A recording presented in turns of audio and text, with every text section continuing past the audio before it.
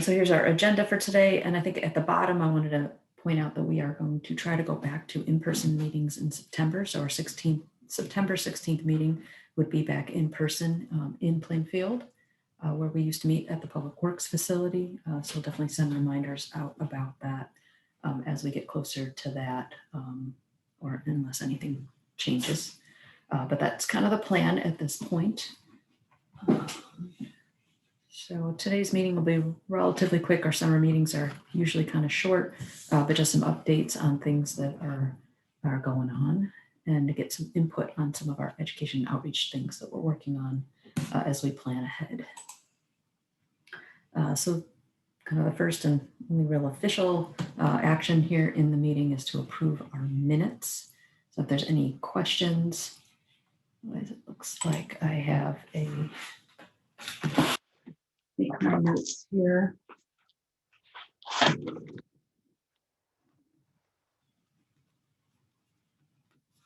I have a motion to approve the minutes by Joe Slavnik and seconded by Scott Killinger.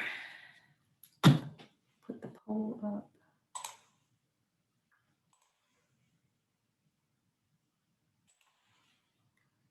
So you click your answer and hit submit.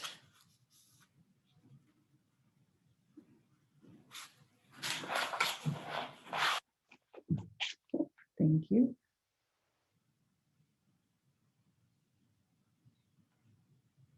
So we have passed and done.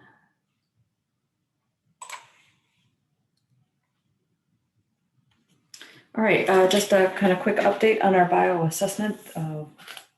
So we have 40 sites that we do across the watershed, main stem and tributaries.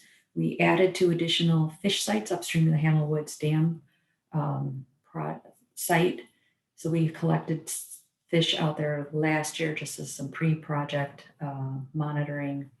And then we will collect samples again this year at those 2 sites and potentially into the future as we kind of track progress after the dam removal project. So those are just for fish fish and bugs that we're doing those sites. And then we have 8 expanded dissolved oxygen monitoring sites that we added this year. So those are to help us with the nutrient implementation plan development, where we're going in and putting in probes at these 8 sites for like week-long deployments, and then going in while they're out, while the probes are in the water, and doing some additional collection of flow data. So we do a transect across the segment. We collect additional DO kind of across the stream, kind of get an idea of how DO changes across the channel, get flow data, get some additional chemistry data, in particular information about the type of nutrient or the breakdown of nutrients. So we're doing dissolved phosphorus, looking at organic phosphorus or orthophosphorus, total organic carbon, things like that. So getting a little bit more information about how nutrients are functioning, and then doing chlorophyll A both in the water column as well as benthic. So collecting rocks and scraping algae off of rocks and just getting a better understanding of chlorophyll A and how it's functioning in those streams. So we have those sites below all of the treatment plants, our headwater site at the upstream part of the watershed, and then on Lily Cache Creek, so kind of the biggest tributary coming in. So those are in process right now. We actually got the first 4 of them done yesterday as far as the data collection goes, and we should be done with those as long as weather holds out for us. We don't get much in the way of rain. Potentially next week we'll have those wrapped up. And then we just completed the round of fecal coliform collection. So to do the fecal coliform, it's collecting 5 samples within a 30-day period. So we had some interns this summer here with the Conservation Foundation who are helping out with some of that sampling. So we were able to get that knocked out prior to all the other sampling that goes on. So as you're driving around town, and you may see the Midwest Biodiversity Institute, the MBI trucks out there at these various sampling stations over the next several weeks. So they'll do single collections at all of the smaller sites, and we'll get 2 fish passes at all the main stem and larger tributary sites. So they'll be out there. Like I said, plan is to get started next week and get their first round of sampling done over the next couple of weeks, and then they'll be back later in the summer to do that second pass. Very exciting. And Andy, if you have anything to add in here, please do. But the plan right now, I believe the construction crew is out there staging this week to be able to get ready to put cofferdams in and start dewatering next week. So the way the dam removal will happen, it'll happen in 2 pieces because we need to have a way for water to continue to flow while they're working out there. So they'll cofferdam around half of the structure, dewater it. We have to do some documentation to be able to meet some of our permit requirements. Because it is a historic structure, we'll be documenting photographic documentation, and then there'll be a report that will be completed afterwards of what the structure looked like and how it was constructed. So they'll get that documentation done. They'll remove the dam, take the cofferdam out, and then do the second section. And then after the structure is out, then the placement of the riffle will be constructed after that. So hoping for good weather with low flows to be able to get the project completed. But yeah, hopefully we'll actually start seeing some of that construction happen next week. I don't know, Andy, if you have anything to add to that. That's a good summary. The only other thing that when they started staging, they found out that they need to remove a few more trees. So Homer Tree Service has been hired to come out there and cut down a few more trees. So they'll get to the far as they can before putting in the cofferdam. And then with the tree removal, they'll be able to get in immediately after, with the asterisk of weather contingent. All right, cool. Well, we'll definitely be out there. Can't wait to see this actually happen. This is something that I know I've been in discussions on this project when I first started with the Conservation Foundation back in 1998 with Mike Pasteris, who was previous executive director of the Forest Preserve District. And so it's been a long time coming and seeing this dam actually come out. So I'm very excited to finally see the work get started.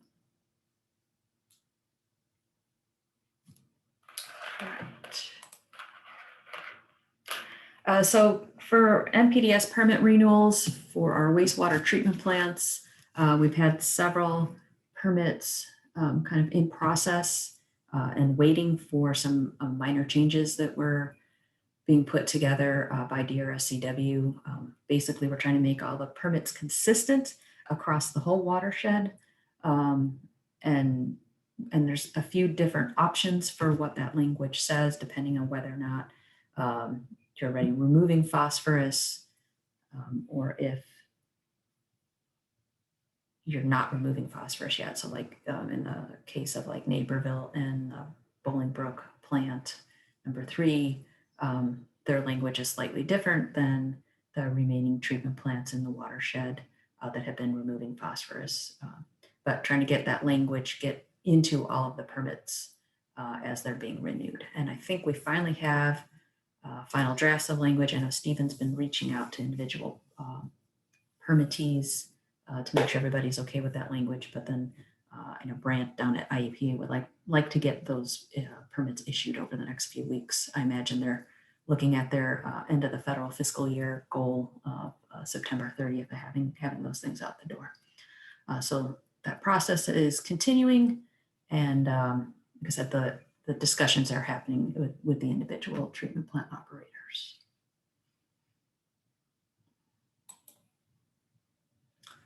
I'm going to turn things over to Leah to kind of go over where we're at with some of our outreach materials and work things we're working on currently and the stuff that we're planning for into the fall and winter. Yeah, so here's a brief update. We've been working on a new website. So I just want to share a few changes that are coming. We're almost done with the website, but it'll be completed in maybe a couple months because we're still adding some content because we've kind of added a lot of new pages from our previous website. So if you go to the next slide, just going to share some of the updates. The biggest change is that now the Lower DuPage River Watershed Coalition and Lower Des Plaines Watershed Group are sharing the same website. So our member resources are all housed under the same site, but still have different pages. So it'll be clear to tell them apart. So in like the top banner, there's a separate button for each watershed group to get you directly to the pages. There's also in this kind of about us section, a sidebar where you can clearly see the Lower DuPage resources versus the Lower Des Plaines group's resources. And yeah, so we're very close to being done, but as you can see, like we need some maps and a few other pages like that.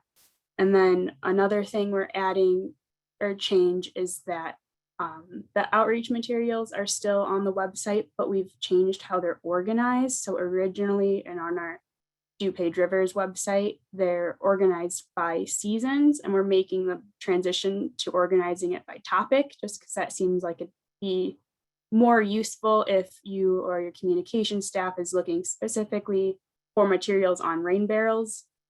Like we do associate rain barrels with spring, but they're also used in the summer and such. So instead of trying to think of what season they belong in, we just have them, you can click on them by topic. So if you click on rain barrels, you can see all the materials associated with that, like graphics, webinars, handouts, things like that. Yeah, I think that'll be really useful. You'll also see everything that we offer. And what we're hoping is that by showing what we have really clearly, we'll also be able to see what gaps we have and what new topics we need to make resources for. And another big change is that we're hoping that this website can also be an outreach material in and of itself. So we've kind of added a couple sections that are really just focused on education and information aimed at the normal person, at residents. So we have just kind of background information. We're calling understanding our watershed, and then also a how you can help section. So what people can do often at home with, native plants, rain barrels, thinking about stormwater management at home.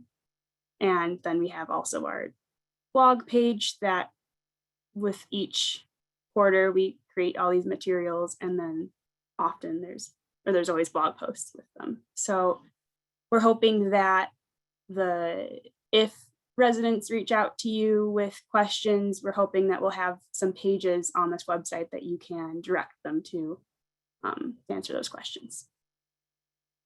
So that's the website, and it'll be done shortly. Just again, a few more pages we need to complete.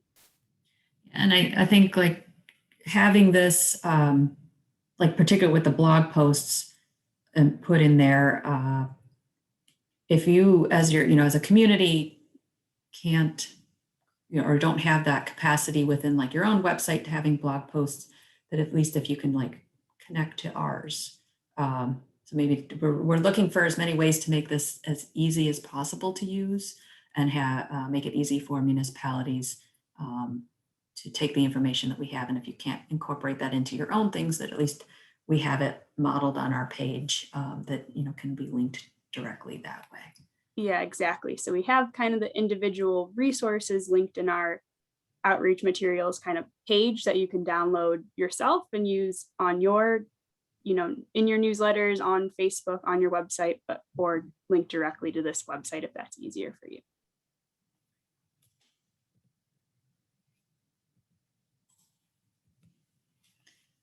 And then we went through this at the last meeting, but the summer materials are still available, and our new resources about being river responsible and just reminding people to be respectful of the river, of the people that live along the river. And yeah, city of or Plainfield even made it into a sign. It's very cool.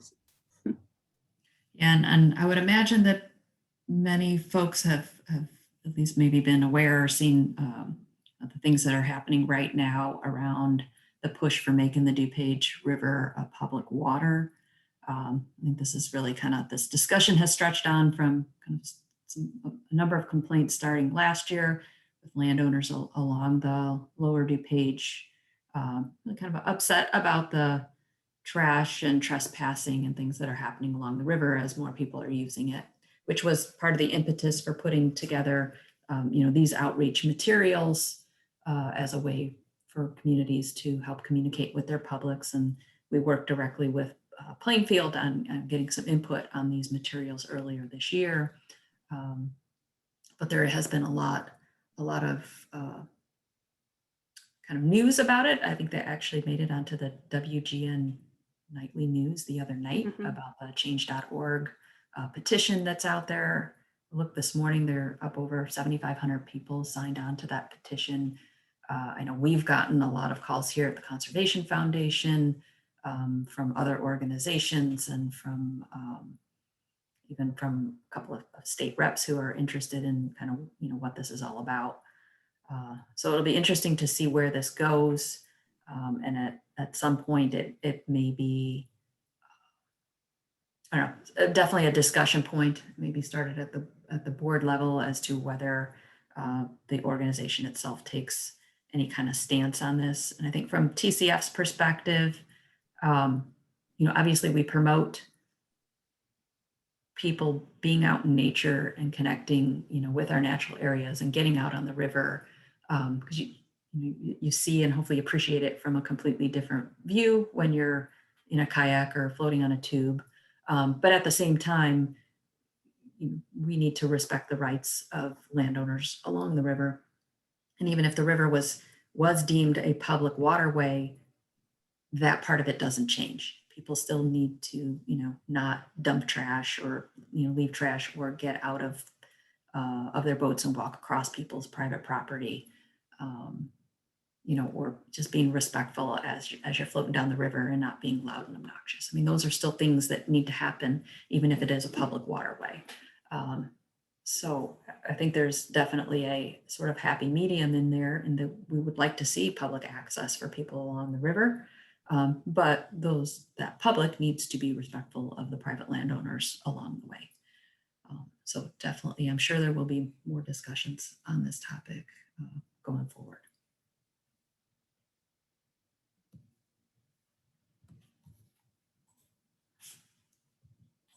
Okay. There we go.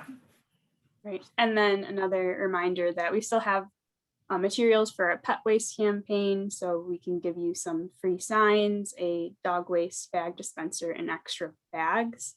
And then we also have lots of graphics, posters, blog posts about this that you can use in conjunction. So having physical signs and also getting the word out digitally too.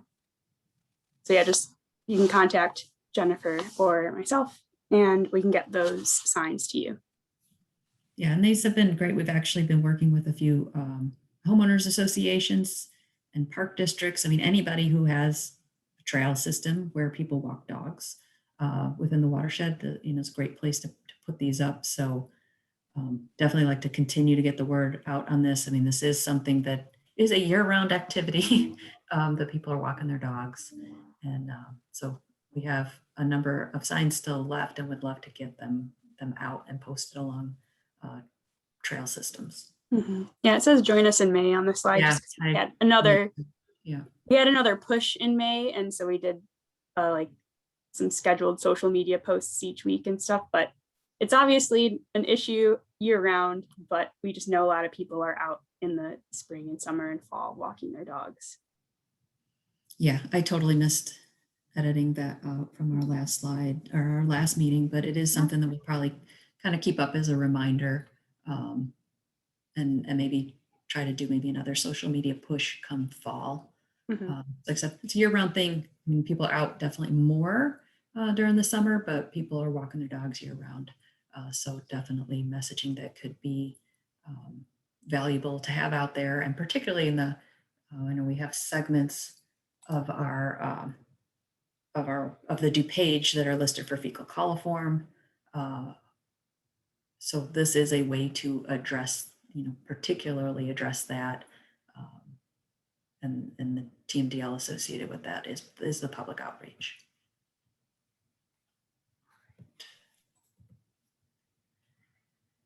And then, yeah, we're always looking for your input on topics. So like with our example of Plainfield having these issues along the river, that they wanted some resources about, responsible recreation and respectful recreation. So we created that with their input and got their feedback on it before we finalized it. So if you have anything like that you'd like resources on that we don't have currently, or if you want customization of some of the topics of the materials we have right now, like if you wanted your logo on it or a slightly different messaging, you can work with me and we'll make some really cool outreach materials. And yeah, so we're always working in advance. So we're usually a season or two ahead of the actual season. So right now I'm working on fall materials, and then soon in maybe August and September, I'll be working on winter materials. So keep that in mind. We're always kind of working a little bit ahead of the season, which makes sense since we want them available for the season itself. That being said, we are always also looking for pictures and video clips that we can use to create these materials. So right now, we specifically would love if you have any fall and winter related photos. So things about leaf collection and about snow and ice removal. So things that if you or your staff have pictures or would take video with your phone on any process, the leaf collection process, street sweeping, and then in that transition time when you're converting trucks from leaf removal to snow and ice removal, and then snow plowing, showing anti-icing, any on-site salt storage or brine making, we would love to have those pictures to show people about that whole process and get them informed so they know about what goes on behind cleaning up our streets and making it safe, especially in the winter. So you can take these yourself or have your staff send them to us, or Jennifer or I could come. We could schedule a time to take photos or pictures. And then I kind of skipped over that blue box on the left, but yeah, we're working on the fall materials right now. So some topics that will be coming up is like what happens to the leaves after a resident rakes them to the curb and they're get taken away by the municipality, where they go. Kind of the native plant component about what happens in the fall and how you clean up or not clean up your native plant gardens for the winter. Make a resource on septic system maintenance, how you can maintain that to protect public health and also the environment. And then also kind of giving some information about the fish in the river, because a lot of people do want to know about what's living in our river and why it's important to, maintain a healthy and work towards clean water quality. So yeah, that's it. Jennifer, do you have anything to add on? I think just like you said, if you guys have pictures or videos, that you've been taking over time, we'd love to have those. And then definitely thinking as we get into the fall and winter season and we can put some more details into exactly like what would be useful, picture and video wise. And like Leah said, we're happy to come out and do it, but to be able to collect that kind of material this fall and winter, so that as we're working on things for next year, that we have a little bit more footage or new footage and new pictures to use as we continually try to update and keep things fresh.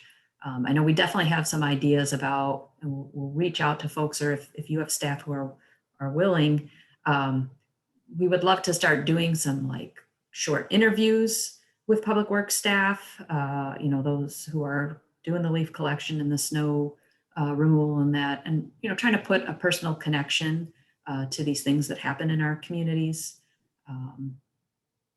I think, again, as we talk to people about, the work that's being done out there, like, why shouldn't you put your branches and other things out during leaf collection? I mean, and the kind of the damage that can do, or the safety hazards that poses, or, the work that it takes to do the snow clearing.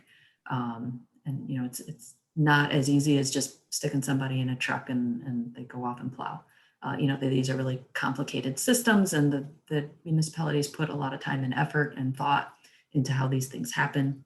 And I think that will help as we continue to reach out to our publics.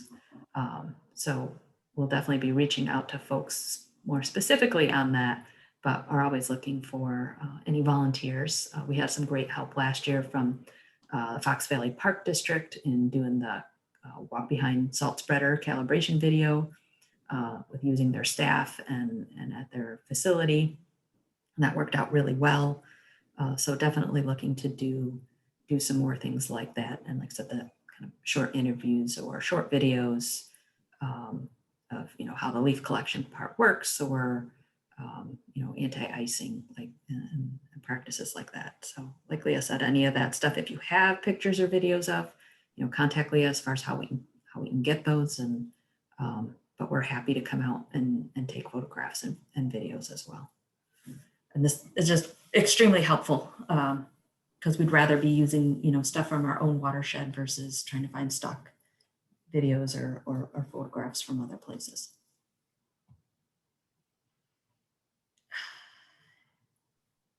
Yeah, and then just another plug to like us on Facebook, because we share our outreach materials there, sometimes share news pieces or articles. So you can share them from there, or just see an example of what that'd be like. Yeah, and the more people we get connected this way, I mean, it just helps for our posts to show up in more places. And again, if it's we put these up here so that if it's easy for you as a municipality to just be able to share it off of our page, that works too. We still have a number of webinars listed. We're continuing to do them. We've been doing them weekly. I think there may be a move over the next couple of months to make a shift to moving to a monthly webinar. But we do have a great stock of webinars, and Leah's done a great job with the new website of connecting any of these webinars that are, kind of from a content perspective related to like our blog posts or things like that. Linking in the webinars so that people can find them and get more information if they're looking for it. But we have a number of webinars that are great to share with your publics on different topics and things that they can do within their own homes and yards to help protect water quality and increase habitat and enjoy nature.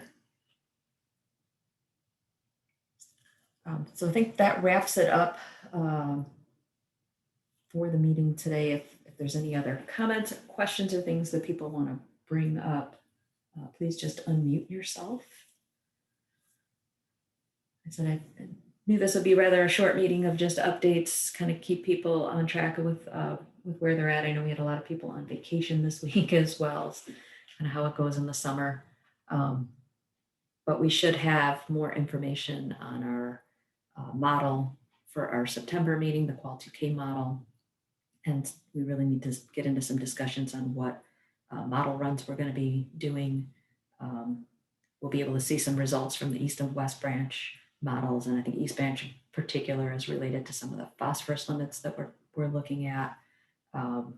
So there'll definitely be a lot more discussion on that for our next meeting, and potentially some discussion prior to that meeting with a smaller group of folks. So that's what we'll be looking forward to for the fall, or for our September meeting. But if anybody else has anything they'd like to add or bring up, any new things going on out in the watershed that we haven't talked about. And as far as pictures go, if you come across just like taking pretty shots of our waterways within the lower DuPage, whether it's the DuPage River itself or any of the tributaries or parks that have the river or streams going through them, those are definitely pictures we could use as we're building the new website and just trying to get some new nice pictures up. So please send those our way as well.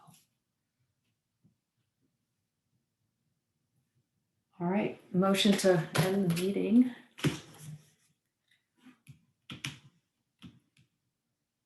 I got Scott Killinger and Andy Hawkins. All right, thank you very much, everybody. Again, if you have any questions or pictures or anything, assistance that you would like with materials, please do reach out to us and enjoy the rest of your summer. We'll see you in September, hopefully in person. Thank you.